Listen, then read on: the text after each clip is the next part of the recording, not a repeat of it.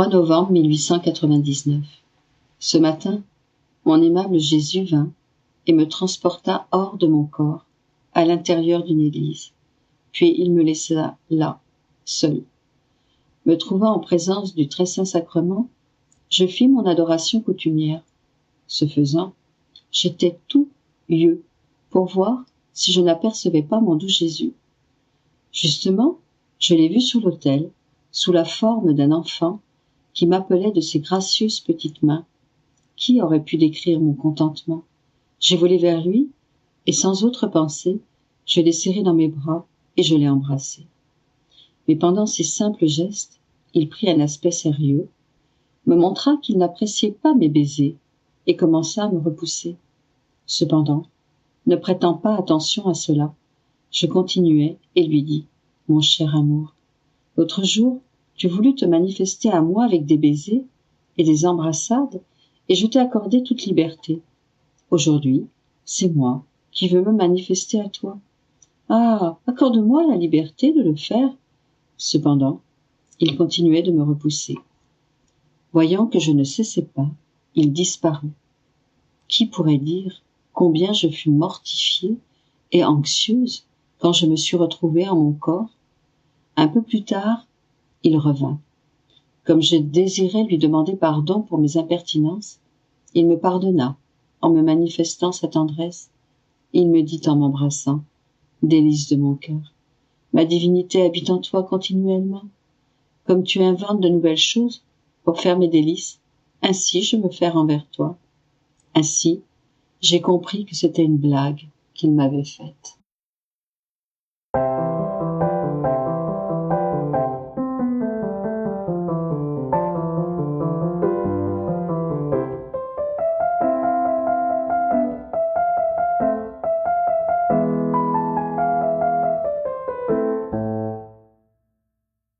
« 3 novembre 1907. L'âme doit collaborer avec la divine volonté en toutes choses. Ce matin, me trouvant dans mon état habituel, j'ai senti Jésus bouger en moi. Il me répétait sans arrêt « Allons de l'avant ». En entendant cela, je devins crispée et j'ai dit « Seigneur, pourquoi dis-tu « Allons de l'avant » ? Dis plutôt « J'irai de l'avant avec les châtiments ». J'appréhende de faire participer ma volonté à cela. Il poursuivit « Ma fille, ma volonté et la tienne ne font qu'un. Et si je dis « Allons de l'avant avec les châtiments », ne dis-je pas la même chose concernant le bien que je fais aux créatures, lequel surpasse, oh de combien, les châtiments? De plus, n'es-tu pas uni à moi dans les si nombreux châtiments que je n'en vois pas? Ceux qui sont unis à moi dans le bien, ne doivent-ils pas l'être aussi dans les mortifications? Entre toi et moi, il ne doit pas y avoir de division. Tu n'es rien d'autre qu'un petit brin d'herbe, à qui Dieu s'est plu à accorder une vertu merveilleuse. Ceux qui ne connaissent pas la vertu que contient ce petit brin d'herbe, le piétinent et ne le regardent même pas.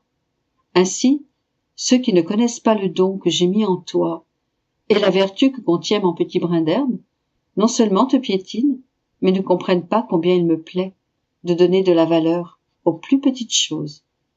Après cela, il sembla pencher sa tête sur la mienne. Je lui ai dit « Oh, s'il te plaît, fais-moi sentir tes épines. » Il me répondit « Veux-tu que je te frappe ?» Sur quoi je répondis « Oui. » À ce moment, une baguette avec des boules de feu se trouva entre ses mains, et, en voyant le feu, j'ai dit « Seigneur, j'ai peur du feu. Bats-moi seulement avec la baguette. » Il poursuivit « Tu ne veux pas être battu ? Je m'en vais. » Ainsi, il disparut sans me laisser le temps de le prier de me battre comme il lui plaisait. Oh, comme je suis restée perplexe et chagrinée. Mais lui, qui est toujours si bon, me pardonnera. «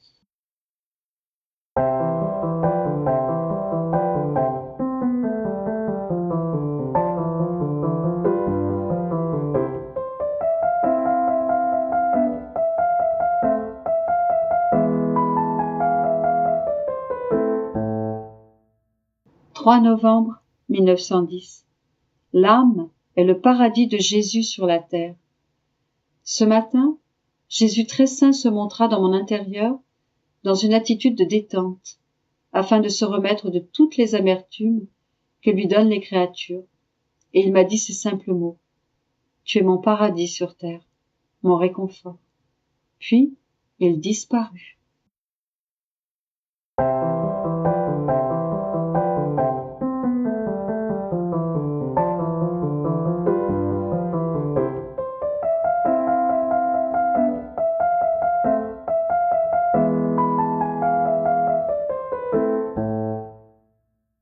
« 3 novembre 1919. Les souffrances de Louisa reproduisent celles que la très sainte humanité de Jésus vécut en tant que victime. Je pensais à mon pauvre état. La souffrance de la privation de Jésus me paralysait, mais je restais calme et tout abandonné à mon doux Jésus. Le ciel semblait fermé pour moi. Quant à la terre, ça faisait très longtemps que j'avais perdu le contact avec elle. Et puisqu'elle était inexistante pour moi, comment aurais-je pu en espérer de l'aide? Ainsi, je n'avais même pas l'espérance d'avoir de l'aide des gens de ce pauvre monde. Si je n'avais pas eu la douce espérance en mon Jésus, ma vie, mon tout, mon unique soutien, je ne sais pas ce que j'aurais fait. Voyant que je ne pouvais plus en prendre, mon toujours aimable Jésus vint et, plaçant sa sainte main sur mon front, afin de me donner de la force, il me dit: Pauvre fille, fille de mon cœur et de mes souffrances, courage, ne perds pas cœur, rien n'est terminé pour toi. Au contraire, quand tout semble terminé, c'est alors que tout commence. De tout ce que tu penses, rien n'est vrai. Ton état présent n'est rien d'autre qu'un aspect de l'état de victime que vivait mon humanité. Oh, que de fois s'est-elle trouvée dans cet état si douloureux. Ma divinité, qui avait tous les pouvoirs et voulait que j'expie pour toute la famille humaine, me fit ressentir le rejet, l'oubli et toutes les corrections que la nature humaine s'était méritées. C'était pour moi des souffrances très grandes. Comme j'étais uni à la divinité, mon humanité et ma divinité ne faisant qu'un, la séparation d'avec elle m'était un véritable martyre. Être aimé et en même temps me sentir oublié, être honoré et en même temps me sentir trahi, être saint et en même temps me voir couvert de tous les péchés, quels effrayants contrastes, quelle souffrance extrême.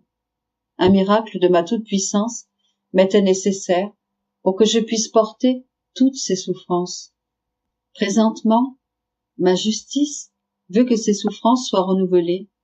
Et qui peut se prêter à ce renouvellement, sinon celle qui s'est identifiée à moi, qui a eu l'honneur d'être choisie pour vivre dans les hauteurs de ma volonté, d'où, comme de son centre, elle me fait réparation, et même au nom de toutes les créatures. C'est ainsi qu'elle ressent l'oubli, le rejet et la séparation d'avec celui qui est toute sa vie. Ce sont là des souffrances que seulement ton Jésus peut évaluer. Aussi calme-toi, cet état va finir pour que tu passes à d'autres étapes de mon humanité. Quand tu te sens incapable d'en prendre plus, abandonne-toi encore plus à moi, et tu sentiras ton Jésus prier, souffrir et réparer, alors que toi, tu l'observeras. Je serai l'acteur et toi la spectatrice. Quand tu seras restauré, tu reprendras le rôle d'actrice, et je serai le spectateur. Il y aura ainsi alternance entre nous deux. « 3 novembre 1926. Plus une âme a vécu dans la divine volonté, sur la terre, plus elle a ouvert de voies pour recevoir des suffrages au purgatoire. Plus une âme possède de divine volonté, plus ses prières, ses œuvres et ses souffrances ont de la valeur. Je continue à vivre tout abandonné dans l'adorable volonté et, tout en priant, je me disais: comme je voudrais descendre dans les prisons des âmes pénitentes pour les libérer toutes et dans la lumière de la volonté éternelle, les amener toutes dans la patrie céleste. À ce moment, mon doux Jésus se manifesta en moi et me dit : « Ma fille, plus les âmes qui sont passées dans la vie future ont été soumises à ma volonté, et plus elles y ont accompli leurs actes, plus elles se sont constituées des voies pour recevoir des suffrages de la terre. Si elles ont accompli ma volonté, formant ainsi des chemins de communication pour les biens présents dans l'Église et qui m'appartiennent, aucun de ces chemins ne manquera de leur apporter un soulagement, une prière ou une diminution de peine. Les suffrages empruntent ces chemins royaux de ma volonté pour apporter à chacun le mérite, le fruit et le capital qu'elle a formé pour elle-même dans ma volonté. Par conséquent, sans ma volonté, il n'y a pas de voie, ni de moyen pour recevoir des suffrages. Même si les suffrages et tout ce que fait l'Église descendent toujours dans le purgatoire, ils vont vers celles qui se sont formées des chemins. Pour les autres, celles qui n'ont pas fait ma volonté, les voies sont fermées ou n'existent pas du tout. Et si ces âmes ont été sauvées, c'est parce qu'au moins au moment de la mort, elles ont reconnu le règne suprême de ma volonté, qu'elles l'ont adoré, et qu'elles s'y sont soumises. Et c'est ce dernier acte qui les a sauvées. Autrement, elles n'auraient pas pu être sauvées. Pour l'âme qui a toujours fait ma volonté, il n'y a pas de voie vers le purgatoire. Son chemin mène tout droit au ciel. Et celle qui a reconnu ma volonté et s'y est soumise, non pas toujours et en toute chose, mais en grande part, elle a formé pour elle-même tant de voies, et elle reçoit tellement que le purgatoire l'envoie rapidement au ciel.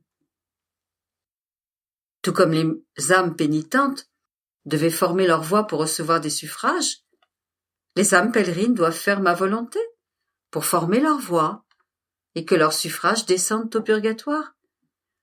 Si elles forment des suffrages en étant loin de ma volonté, comme il leur manque la communication avec ma volonté, qui seule unit et réunit, leurs suffrages ne trouveront pas de voie pour monter, leurs pieds pour marcher, leur force pour apporter un soulagement.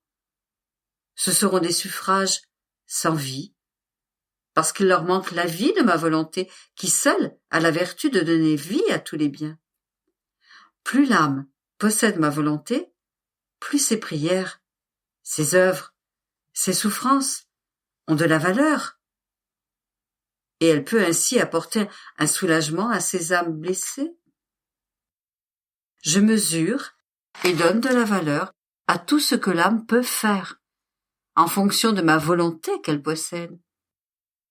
Si ma volonté court dans tous ses actes, la mesure que je prends est immense. Mieux encore, je cesse de mesurer et lui accorde tant de valeur que son poids ne peut être calculé. Par contre, pour l'âme qui n'accomplit guère ma volonté, la mesure est faible et la valeur de peu d'importance.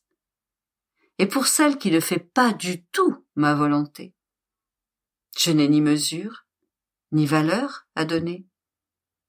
Par conséquent, si elles n'ont pas de valeur, comment peuvent-elles apporter un soulagement à ces âmes qui au purgatoire ne reconnaissent rien et ne peuvent rien recevoir, excepté ce que produit mon fiat éternel? Mais sais-tu qui peut apporter tous les soulagements? La lumière qui purifie? L'amour qui transforme? Celle qui possède la vie de ma volonté en toutes choses, et en qui elle domine triomphalement. Cette âme n'a même pas besoin de chemin, parce qu'en possédant ma volonté, elle a droit à tous les chemins. Elle peut aller partout, parce qu'elle possède en elle la voie royale de ma volonté, pour se rendre dans cette profonde prison et apporter à tous soulagement et libération. D'autant plus qu'en créant l'homme, nous lui avons donné notre volonté en héritage spécial et que nous reconnaissons tout ce qu'il a fait dans les limites de l'héritage dont nous l'avons doté. Rien ne peut être reconnu ni autorisé à entrer dans le ciel qui n'a pas été fait par les créatures, soit dans notre volonté, ou, tout au moins, afin de l'accomplir.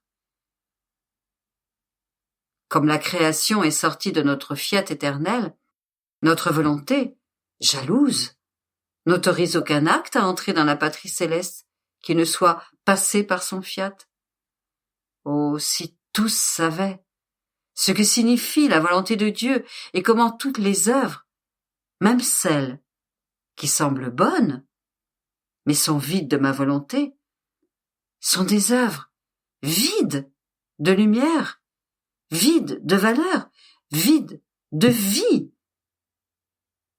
Et les œuvres sans lumière, sans valeur et sans vie n'entrent pas au ciel. Oh, comme il serait attentif à faire ma volonté en toutes choses et à jamais.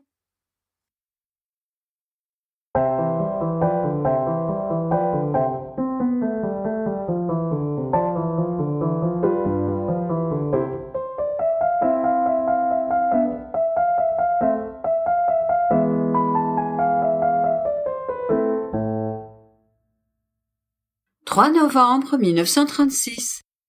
Réflexion entre le Créateur et la créature. Inséparabilité des deux. Comment, à chaque instant, Dieu demande que la créature reçoive la vie de sa volonté.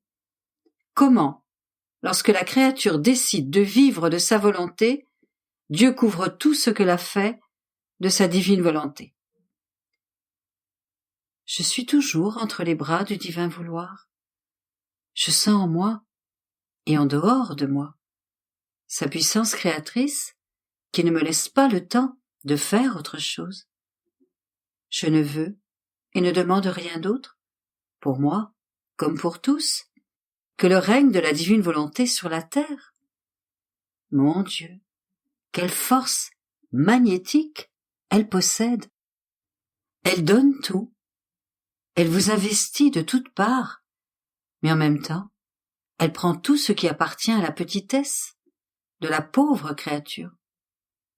Mon pauvre esprit était immergé dans la foule des innombrables pensées sur le divin fiat.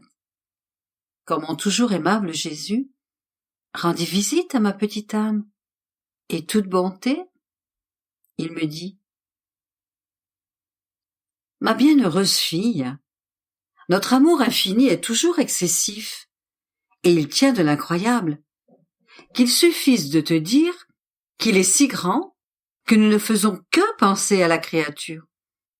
Notre mouvement incessant se reflète en elle pour lui donner la vie.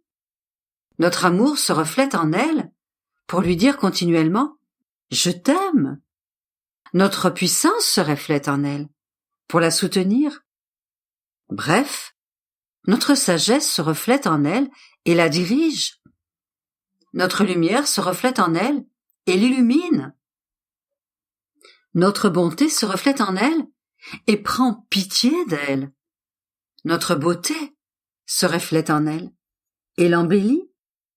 Notre être suprême se répand sans cesse sur la créature.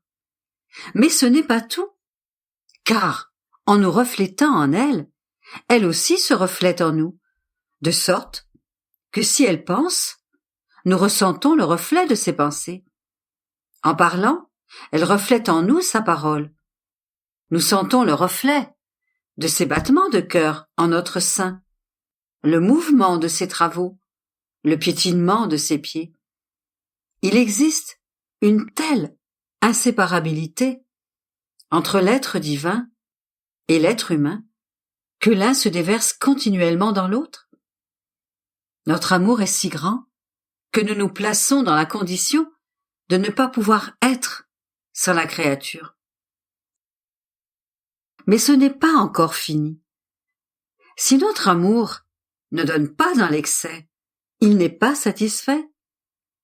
Sachant que si la créature ne possède pas la vie de notre divin vouloir, Il y a une grande différence entre eux, entre ses reflets et les nôtres.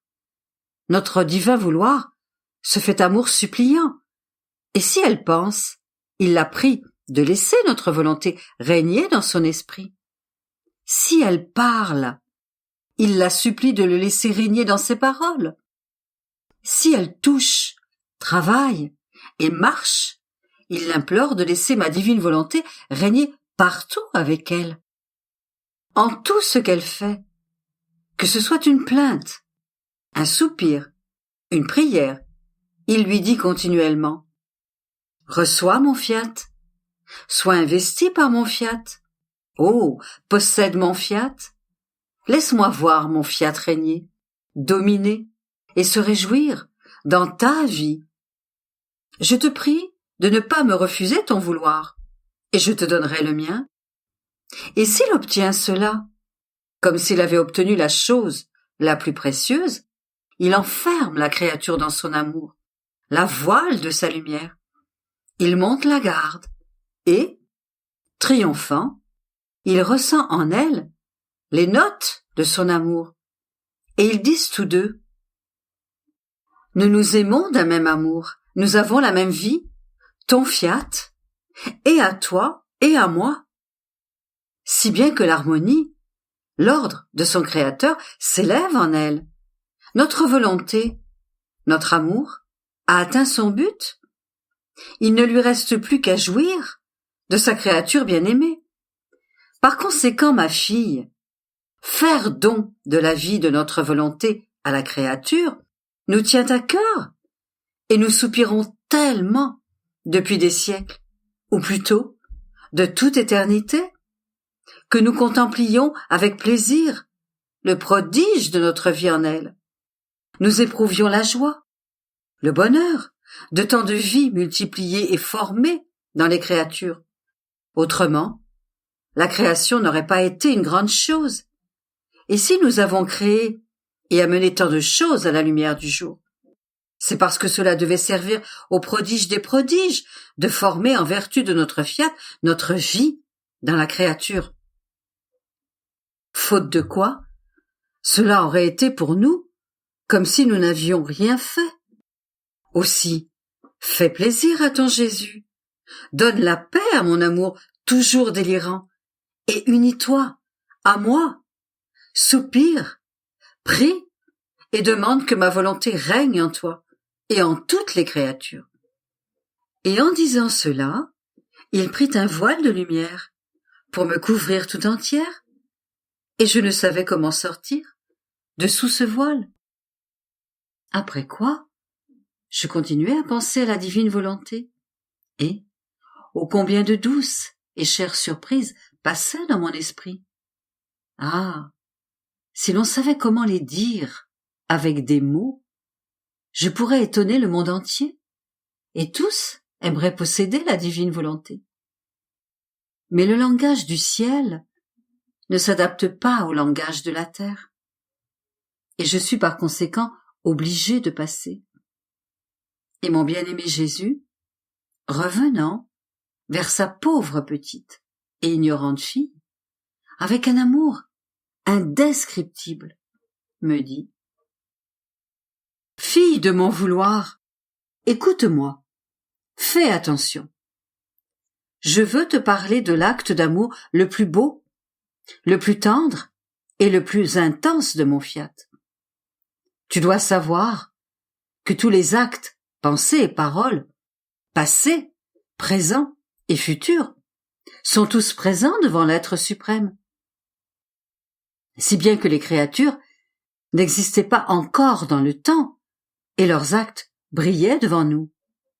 Et à cause de cela, parce que mon fiat accomplit l'acte avant la créature, il n'y a pas de pensée, de parole ou d'œuvre que mon fiat ne commence pas.